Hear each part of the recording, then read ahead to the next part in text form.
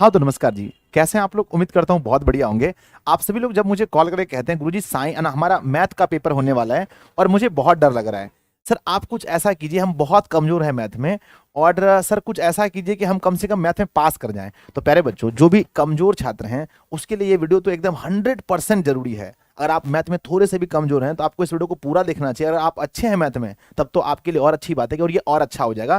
कहते हैं कि इसमें प्यारे बच्चों मैंने आपके लिए 50 क्वेश्चंस ऐसे बताए हैं जिनमें से 50 में से 15 प्रश्न आपकी दोनों पाली में रहेंगे। इसकी 100% है बच्चों ना, 100%। मैं ये शब्द बहुत कम यूज करता हूं, ठीक है ना। मैं आज इसलिए यूज कर रहा हूं क्योंकि सच में आप इस वीडियो को जब पूरा देखोगे तो आप खुद बोलोगे हाँ सर, इसमें से 15 क्वेश्चन जो हैं 100% एग्जाम में आते हैं। हर एग्जाम में 2018 का खाली छोड़ के हर एग्जाम में ऐसे टाइप के क्वेश्चंस आते हैं, ठीक है ना। आप इस वीडियो को पहले अपना देख लीजिए पूरा। अगर आपको ये वीडियो पूरा पसंद आता है तो सबसे पहले आप अपने सबसे अच्छे दोस्त को भेजिए। और देखिए, अगर आपका एक शेयर किसी बच्चे को मैट्रिक के एग्जाम में मैथ में अच्छा स्कोर करने के लिए प्रोत्साहित करता है तो इससे और अच्छी बात क्या हो सकती है, ठीक है ना। तो मैं आपको 50 क्वेश्चन बताऊंगा, आप इस वीडियो को पूरा देखने के बाद बोलोगे हाँ सर बिल्कुल। कहते हैं कि बिहार बोर्ड मैट्रिक परीक्षा 2023, अब बिहार में कोई बच्चा मैथ में फेल नहीं होगा, है ना। अगर ऐसी वीडियोस देख लेंगे ना तो सही में आप मैथ में फेल नहीं कर सकते हैं। कहते हैं बच्चों की है ना कि आपको कितना आता है ये भी आप देख लीजिए कि आपको है ना आपको कितना आता है। कमजोर छात्र सबसे पहले देखें, यानी कमजोर छात्र के लिए वीडियो बहुत ज्यादा इंपॉर्टेंट है क्योंकि आप लोग कॉल करके कहते हैं सर हमारे लिए भी कुछ कीजिए। तो आइए हम शुरू करते हैं स्टार्टिंग से। हो सकता है कि अगर आपकी मैथ अच्छी है तो आपको 50 में से 50 नंबर आता हो, 50 में से 50 क्वेश्चन आपको आता हो। अगर आप बहुत अच्छे स्टूडेंट हैं तो हो सकता है कि देखो, मैं ना ऐसे नहीं कि सारे स्टूडेंट पढ़ने में बहुत अच्छे होते हैं, बहुत सारे स्टूडेंट ऐसे होते हैं जो मैथ में वीक होते हैं, और ऐसा भी नहीं कि सारे वीक होते हैं, ठीक है ना। तो आप इस वीडियो को पूरा देखें। अगर आप अच्छे हैं तो आपको 50 से 50 आना चाहिए। मैंने आपके लिए मेहनत की, अपने खुद से मैंने सारे प्रश्नों को लिखा है, देखिए ध्यान से, है ना। ये आपके सामने 50 क्वेश्चन है जिनमें से आपके लिए 50 क्वेश्चन में पहले बच्चों 15 क्वेश्चन आपके एग्जाम में पक्के आएंगे। स्टार्ट करते हैं, चलिए शुरू करते हैं सबसे पहले क्वेश्चन से और देखते हैं सबका आंसर को। पहला क्वेश्चन सबसे पहला क्या आता है जो आपके एग्जाम में आ सकता है। फर्स्ट क्वेश्चन, पहला क्वेश्चन लिखा गया है कि पाई कौन सी संख्या है। ध्यान रखना, पाई जब आप ना आप जब जाओगे एग्जाम देने के लिए 14 फरवरी के दिन तो ये क्वेश्चन आपको मिलेगा। पाई एक अपरिमेय संख्या है ना, आप लोग आंसर करते रहना मेरे साथ में। 22/7 कौन सी संख्या है, तो 22/7 एक परिमेय संख्या है। पूरे क्वेश्चन को आप देखना ध्यान से।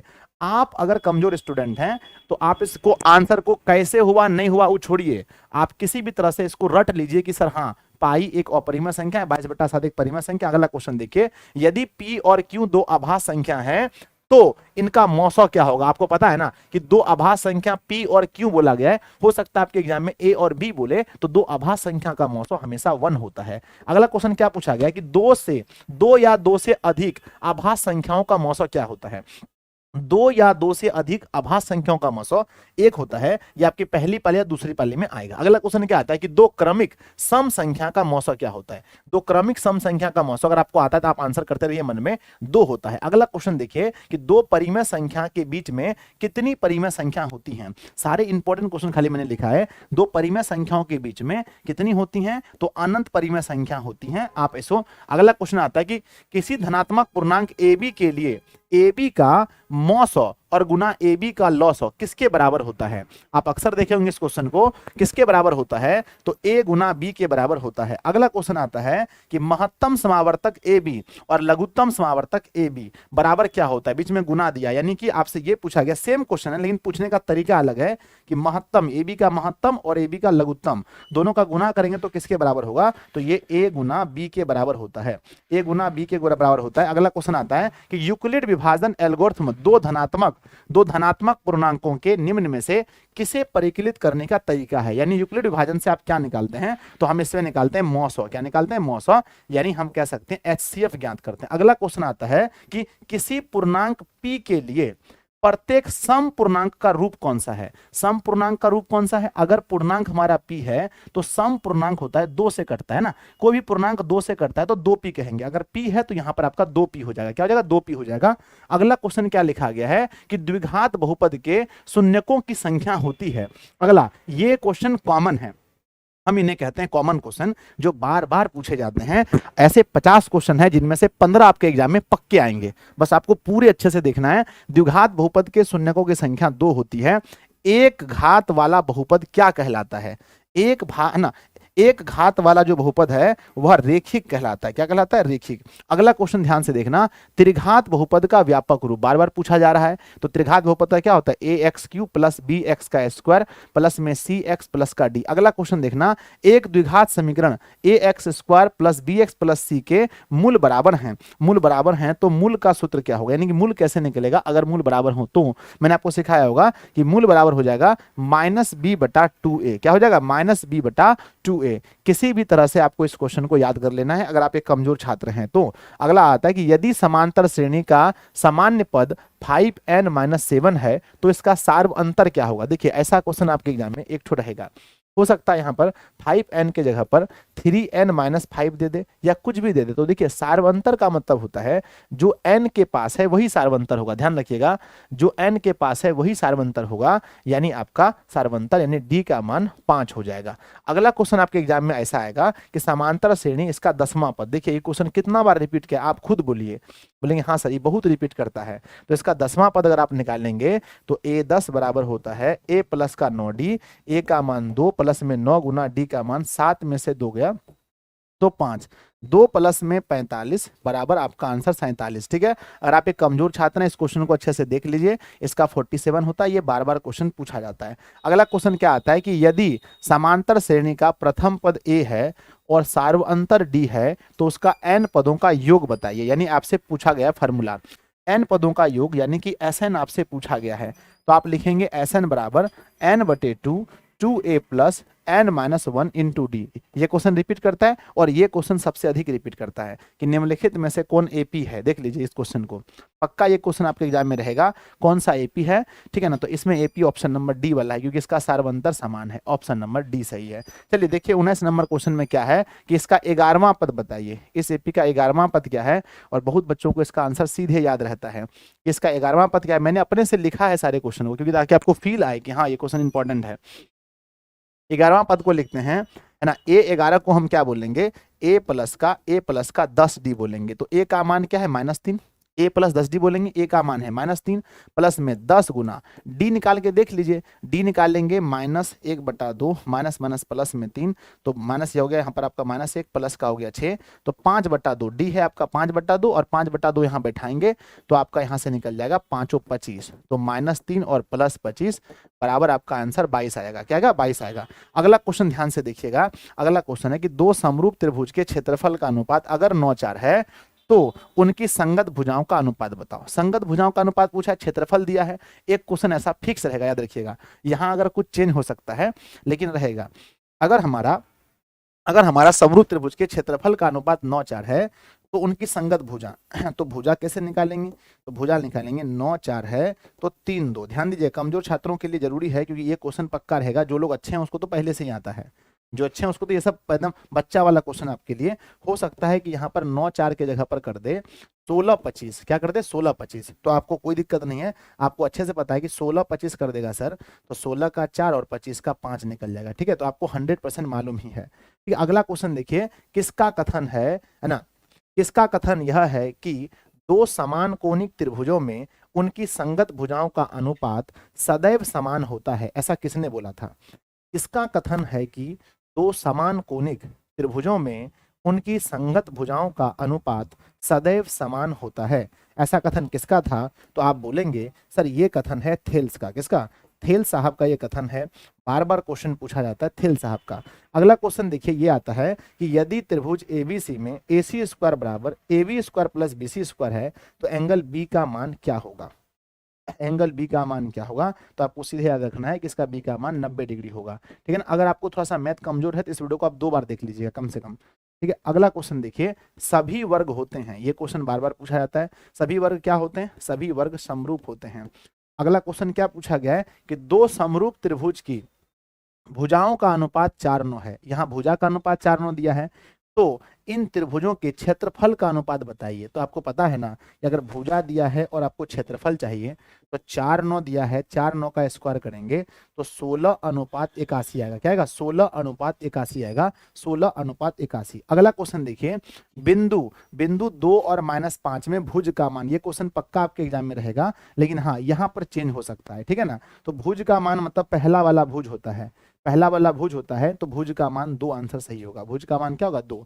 अगर कोटि पूछेगा तो कोटि दूसरा वाला होता है। अगर इसी क्वेश्चन में हम कोटि पूछें तो कोटि -5 होगा। आपको हम एक सवाल देते हैं, आप यहाँ पर -8 और 11 में भुज का मान कमेंट बॉक्स में लिखिएगा कि भुज क्या होगा, ठीक है, कमेंट बॉक्स में लिखिएगा। अगला क्वेश्चन है कि मूल बिंदु का निर्देशांक, ठीक है। ये क्वेश्चन देखने में देखो आपको लगता होगा सर बच्चा वाला क्वेश्चन है, हाँ अगर आपका मैथ बहुत अच्छा है तो आपको ये क्वेश्चन बच्चा वाला लगता होगा, लेकिन जिसका मैथ अच्छा नहीं है उससे पूछिए, ये भी क्वेश्चन उसको भारी लगता है।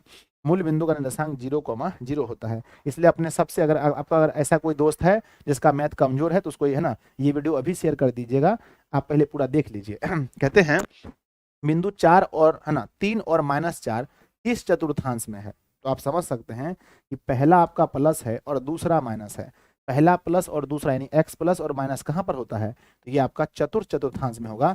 ये क्वेश्चन आपके एग्जाम में फिक्स एगो रहेगा, लेकिन क्या हो सकता है कि यहाँ पर चेंज हो जाएगा। अगर यहाँ पर अगर चेंज कर दें, जैसे एग्जाम में यहाँ पर लिख देगा कि -3 और -5, तो आपको पता होना चाहिए इसका आंसर क्या होगा, ठीक है। तो नीचे कमेंट बॉक्स में लिखिएगा -3 और -5 रहेगा तो क्या होगा। अगला क्वेश्चन देखिए, मूल बिंदु से बिंदु एक्स वाई की दूरी, मूल बिंदु से बिंदु एक्स वाई की दूरी कैसे होगी, तो है ना मूल बिंदु से बिंदु एक्स वाई की दूरी होता है x² और y², x² और प्लस होता है y²। अगला क्वेश्चन देखिए, ये क्वेश्चन बार बार पूछा जाता है कि बिंदुओं -1, 3 और -5, 7 के बीच की दूरी, इसके बीच की दूरी बताना है, बिंदुओं की बीच की दूरी। तो आपको मालूम है ये क्वेश्चन कितना फेमस है और बहुत बच्चों को याद है कि इसका आंसर 4√2 होगा, है ना, बहुत बार क्वेश्चन आता है और ये सीधा आपके एग्जाम में बिना मान बिना कुछ चेंज किए सीधे आ जाता है, ठीक है। तो यहाँ से क्या करेंगे, रूट के अंदर में ये x1 है, ये y1 है, ये x2 है, ये y2 है। तो x2 यानी कि -5 माइनस प्लस करेंगे, प्लस में 7 -3 का होल स्क्वायर, तो बचा -4 का स्क्वायर और प्लस में 4 का स्क्वायर। तो यहाँ से आपका 4√2 आ गया, ठीक है ना। ये आपका ऑप्शन में पक्का आता है, ऑप्शन सी में रहता है। कहते हैं कि एक्स अक्ष पर है ना एक्स अक्ष पर स्थित किसी बिंदु के निर्देशांक का मान क्या होगा। एक्स अक्ष पर पूछा गया, हो सकता है आपके एग्जाम में वाई अक्ष पूछ ले, है ना, लेकिन एक्स अक्ष पर जब स्थित होता है, आप पूरा वीडियो देखने के बाद आप खुद बोलेंगे हाँ सर इंपॉर्टेंट सब क्वेश्चन था।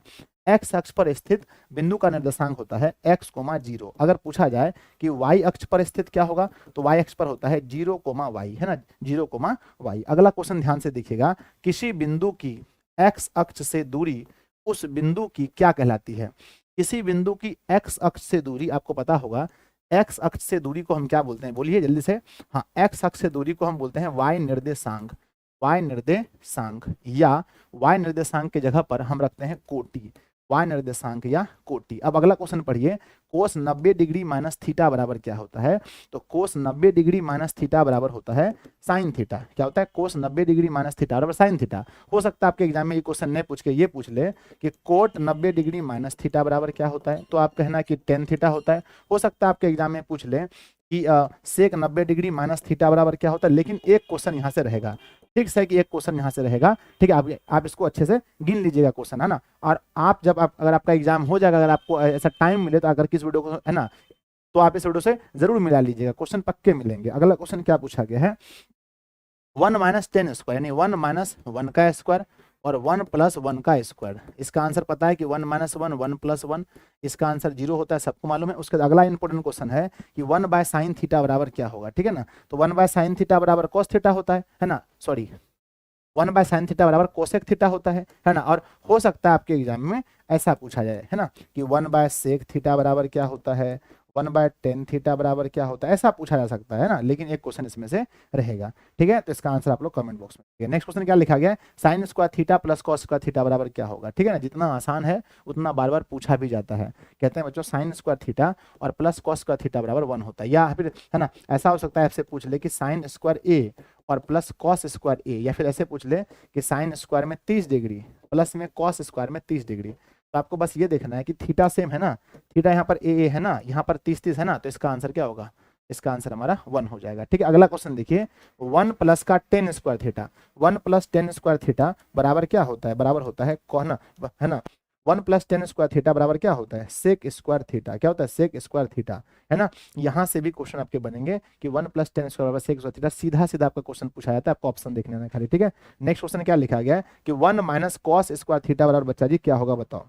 1 - cos स्क्वायर थीटा, तो आप बोलोगे सर 1 - cos दिया है ना, तो बाहर निकलेगा हमारा साइन थीटा, ठीक है। अगला क्वेश्चन देखिए 10 10 और 10 80, इसको करेंगे तो 1 होगा और यहाँ भी करेंगे तो 1, तो इसका मान क्या होगा? इसको अगर सीधे पूछा जाए ऑब्जेक्टिव में तो इसका आंसर क्या लिखेंगे? 1 होगा। नेक्स्ट क्वेश्चन देखिए 39 नंबर क्वेश्चन है कि cos 48 और साइन में cos 48 और साइन में 42, इसका मान क्या होगा? तो मैंने आपको बताया था, ध्यान रखिए यहाँ पर दो क्वेश्चन हम बता रहे हैं। पहला क्वेश्चन बता रहे हैं कि tan का 26 डिग्री बटे कोट का 64 डिग्री, यही क्वेश्चन रहेगा, इसका आंसर 1 लिखिएगा, ठीक है ना। हो सकता है कि इसका मान थोड़ा सा चेंज हो जाए और यहाँ पर 10 के जगह में कुछ भी कर दे। अगर अगर हमारा बटे में है तो आंसर 1 होगा, अगर माइनस में है जैसा दिया गया तो आंसर 0 होगा। अगर 2 दे करके पूछे कि साइन का बताओ 52 डिग्री और कॉस का बताओ 48 डिग्री, तो इसका आंसर फिर 2 हो जाएगा, ठीक है ना। तो इसको याद रखना है आपको, ठीक है। अगला क्वेश्चन देखो 1 प्लस कॉट स्क्वायर है, ये क्वेश्चन दोनों पाली में से एक पाली में रहेगा, है ना, या फिर ऊपर नीचे कुछ हो सकता है ना। अगर जो ऊपर होगा वही आंसर देना है आपको, ठीक है, जो रहेगा ऊपर में वही आंसर देना है। जैसे कॉट है तो कॉट देना है, ठीक है। अगला क्वेश्चन देखिएगा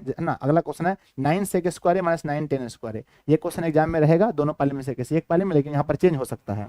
9 कॉमन लेंगे तो सेक स्क्वायर और माइनस में लिखेंगे 10 स्क्वायर बराबर 9 गुना 1 बराबर में आंसर 9 हो जाएगा। नेक्स्ट क्वेश्चन ध्यान से देखना 2 10, नीचे हमारा प्लस दिया गया, अगर हमारा नीचे प्लस दिया गया तो 2 10 30 का मान होता है 1/√3 और प्लस, है ना, 1 प्लस 10 30 का मान होता है 1/√3 का होल स्क्वायर बराबर लिखेंगे 2/√3 हो गया। नीचे हमारा देखेंगे यहाँ से निकलेगा हमारा 3, क्या निकलेगा 3 और यहाँ बचेगा 1, 3 प्लस का 1 यानी 4, तो 2/√3 गुना करेंगे, 3 ऊपर गया 4 नीचे गया, ये कट गया 2 बार में और ये कटा √3 बार में, तो √3/2 किसका मान है? √3/2 साइन 60 का मान है। तो अभी आप याद कर लीजिए कि अगर ये क्वेश्चन पूछा जाता है और ऊपर हम देखो नीचे अगर प्लस है तो साइन 60, अगर प्लस है तो क्या होगा बताइए? अगर हमारा प्लस दिया गया है तो साइन 60 होगा, प्लस दिया गया है तो इसका ऑप्शन खोजेंगे साइन 60, अगर माइनस दिया रहेगा तब टेन 60, माइनस दिया रहेगा तब टेन 60 होगा, ठीक है ना। आगे बढ़ जाए, यस। अगला क्वेश्चन देखिए, अगला क्वेश्चन देखिए, यदि cos, है ना, cos a बराबर x है तो sin a बराबर क्या होगा? ये भी क्वेश्चन बहुत बार पूछा जाता है, ध्यान रखिएगा। हम आपको, है ना,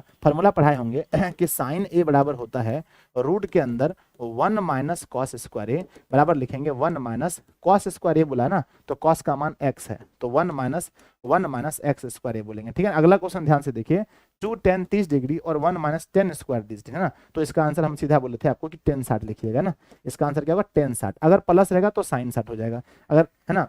सर इसको अति करके देख लीजिए, आइए करके देखते हैं। 2 गुना 10 30 का मान 1/√3 होता है, 1 माइनस 10 30 का मान 1/√3 का होल स्क्वायर होता है, बराबर लिखेंगे 2, है ना, 2 गुना √3 तो 2/√3 हो जाएगा। नीचे यहाँ पर देखना 1 माइनस 1/3 हो जाएगा, इसका एलसीएम देख लेंगे हम लोग स्पीड में, तो 2√3 हो गया, इसका एलसीएम हो गया 3, 3 और माइनस 1 में 2 बचा, तो लिखेंगे 2√3 और गुना 3 गया ऊपर, 2 नीचे, 2 2 कट गया, यहाँ से √3 बार में। अच्छा √3 किसका मान है?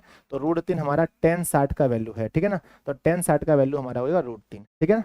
आगे बढ़ते हैं, नेक्स्ट क्वेश्चन में आपको पूछा गया कि एक छड़ की लंबाई, ये हमारा छड़ है, और उसकी छाया की लंबाई और उसकी छाया ये होता है, छड़ ये होता है और छाया ये होता है, ध्यान रखिएगा। एकदम पक्का ये क्वेश्चन आता है कि छड़ यहाँ पर है, छड़ यहाँ पर और छाया यहाँ पर। अगर छड़ का, है ना, यहाँ पर अनुपात दिया गया 1:√3, इसका मतलब ये हुआ कि छड़ 1 है और छाया हमारा √3 है, तो ये बताइए कि थीटा का मान क्या होगा ना।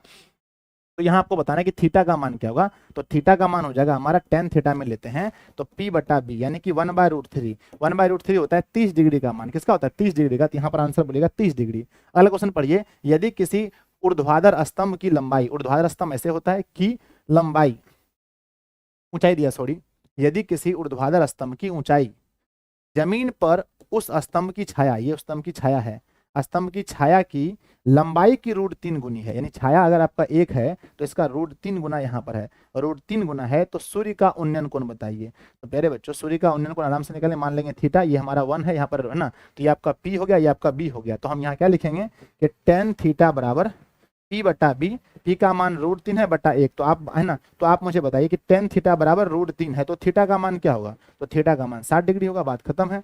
अगला क्वेश्चन देखिए जो इंपॉर्टेंट है कि यदि वृत्त की त्रिज्या 7 सेंटीमीटर है तो उस है ना, तो उस अर्धवृत्त की परिमिति क्या होगी। यदि यहाँ पर लिखा जाता है, सॉरी यहाँ लिखा होता है कि अर्धवृत्त, यदि अर्धवृत्त की त्रिज्या 7 सेंटीमीटर है तो उसकी परिधि कितनी होगी। ये क्वेश्चन एकदम ऑप्शन के साथ सब कुछ एकदम सीधा पूछा जाता है कि यदि अर्धवृत्त की त्रिज्या 7 है तो उसकी परिधि 36 होगी। हम कई बार बता चुके हैं, अगर 7 है तो 36 होगी। सर बोलोगे सर कैसे होगी, तो देखिए फार्मूला होता है पाई, सॉरी, है ना, आर इंटू पाई प्लस 2 इसका फॉर्मूला होता है ना। आर का मान है 7 गुना पाई का मान 22/7 और प्लस में 2 लिखेंगे बराबर 7 गुना, अगर यहाँ लिखेंगे 7 तो 22 और प्लस में 7 दूनी 14 हो जाएगा एलसीएम, ठीक है, बराबर लिखेंगे 7 गुना 36/7, 7 7 कट गया तो 36 सेंटीमीटर निकलेगा। ये होता है अर्धवृत्त का परिमाप, आर इंटू पाई प्लस 2, ठीक है ना। तो 36 हमारा निकलेगा, इसको सीधा याद कर लीजिएगा आप, ठीक है। नेक्स्ट क्वेश्चन देखेंगे, अगला क्वेश्चन क्या लिखा गया है कि किसी वृत्त पर बाह्य बिंदु से कितनी स्पर्श रेखा खींची जा सकती है। ये क्वेश्चन कॉमन है जो बार बार पूछा जाता है। किसी वृत्त पर बाह्य बिंदु से कितनी स्पर्श रेखा, तो 2 स्पर्श रेखा खींच सकते हैं। वृत्त पर पूछे कितनी खींच सकते हैं, तो वृत्त पर हम खींच सकते हैं अनंत, वृत्त पर अनंत। वृत्त के एक बिंदु से, वृत्त के एक बिंदु से कितना खींच सकते हैं, तो वृत्त के एक बिंदु से केवल एक खींच सकते हैं। वृत्त के है ना, वृत्त के भीतरी बिंदु से, वृत्त के भीतर है ना, भीतर स्थित किसी बिंदु से, तो भीतर से हम 0 खींच सकते हैं, एक भी नहीं खींच सकते हैं, ठीक है ना। चलिए यहाँ देखते हैं अगला क्वेश्चन क्या लिखा गया है। सॉरी जी, है ना 48 क्वेश्चन नहीं है, एक सेकंड और होना चाहिए था, 48 क्वेश्चन है। चलो सॉरी बच्चों, है ना 48 क्वेश्चन है, यहाँ पर 2 क्वेश्चन और होना चाहिए था, ठीक है ना। तो 2 क्वेश्चन मुझे और लिखना पड़ेगा। मान लीजिए कि यहीं पर मैं लिख देता हूँ 2 क्वेश्चन की, है ना 49 नंबर क्वेश्चन में कि वृत्त की, है ना, वृत्त की सबसे बड़ी जीवा बताइए ना, सबसे बड़ी जीवा, सबसे बड़ी जीवा। मैंने 2 क्वेश्चन लिखा था बच्चों, पता नहीं शायद डिलीट हो गया क्या, है ना। सबसे बड़ी जीवा क्या है, तो वृत्त की सबसे बड़ी जीवा क्या है, ये 49 नंबर क्वेश्चन है। और अगला क्वेश्चन नंबर, है ना 50 है कि अर्धवृत्त पे ना, अर्धवृत्त के केंद्र पर, अर्धवृत्त के केंद्र पर बना कोण होता है, केंद्र पर बना कोण होता है, बना कोण होता है। तो मेरा बच्चा, है ना, कहते हैं कि वृत्त की सबसे बड़ी जीवा जो है उसे हम व्यास कहते हैं, और अर्धवृत्त के केंद्र पर बना कोण कितना डिग्री का होता है, नीचे कमेंट बॉक्स में लिखना, ठीक है ना। तो प्यारे बच्चों, आपने देखा कि 50 क्वेश्चन मैंने इस वीडियो में बताया आपको, 50 में से आपकी हर पाली में, पहली और दूसरी दोनों पाली में 15-15 क्वेश्चन फिक्स रहेंगे, ठीक है ना। 15-15 प्रश्न आपके एग्जाम में पक्का रहेंगे। बस आप इसको खूब अच्छे से एक बार 2 बार अच्छे से देख लेना बच्चों। हाँ, लेकिन मान वगैरह थोड़ा सा चेंज हो सकता है। जैसे मैंने बताया वहां पर अगर आपसे पूछा गया है कि एक्स अक्ष पर स्थित बिंदु का निर्देशांक, तो हो सकता है आपके एग्जाम में पूछे कि वाई अक्ष पर, जैसे मैंने पूछा ना, जैसे यहाँ पर आया है कि -4 और 3 किस चतुर्थांश में, तो हो सकता है पूछे आपसे -2 और -2 किस चतुर्थांश में है, तो ये थोड़ा सा चेंज हो सकता है। लेकिन क्वेश्चन एकदम, और ये वाले क्वेश्चन जो फैक्ट वाले 1.1 के, 1.1 के जो क्वेश्चन है फैक्ट वाले, ये क्वेश्चन एकदम चेंज नहीं होंगे। जैसे फैक्ट दिया गया सेम टू सेम ऐसा पूछा जाएगा। जैसे देखो ध्यान से, पाई कौन संख्या है, 22/7 कौन संख्या है, ये दोनों क्वेश्चन, ये है ना आभास संख्या का मौसम, ये क्वेश्चन, 2 आभास संख्याओं का ना, दो क्रमिक सम संख्या का मौसम, 2 परिमेय संख्याओं के बीच कितनी परिमेय संख्या, है ना, ये सब क्वेश्चन फैक्ट वाला, ये एकदम सेम टू सेम बिना मान चेंज के पूछा जाएगा। तो आप इस वीडियो को पूरा देख लें। आप पहले बताइए ये वीडियो आपके लिए कितना लाभदायक है। अगर आप एक बहुत अच्छे है तो आपका 50 में 50 सही हुआ होगा। अगर आप थोड़े से मीडियम है तो आपको 30-40 सही हुआ होगा। अगर आप कमजोर बच्चे हैं तो आप इस वीडियो को 2 बार 3 बार देखें। और हाँ, आपका एक शेयर से अगर कोई बच्चा पास कर जाता है तो आप सभी अपने दोस्तों में, जितने व्हाट्सअप टेलीग्राम ग्रुप चलाते हैं, हर जगह शेयर कीजिए, वीडियो को लाइक कीजिए। इसका पार्ट 2 बहुत जल्दी आएगा। ये हमारा पार्ट 1 था, ठीक है ना। 2 वीडियो कम से कम चाहिए ऐसा। अभी तक हम लोग पहुंच चुके हैं 10वां चैप्टर तक, तो ये है ना, कम से कम 1 वीडियो और चाहिए। तो 2 वीडियो आपको मिलेगी जहां से आपके एग्जाम में लगभग 15 से 20 क्वेश्चन तो आपके फिक्स आ जाएंगे, ठीक है ना। तो लव यू जी, नीचे कमेंट करना वीडियो आपको कैसा लगा। धन्यवाद आप सभी का, बहुत बहुत धन्यवाद।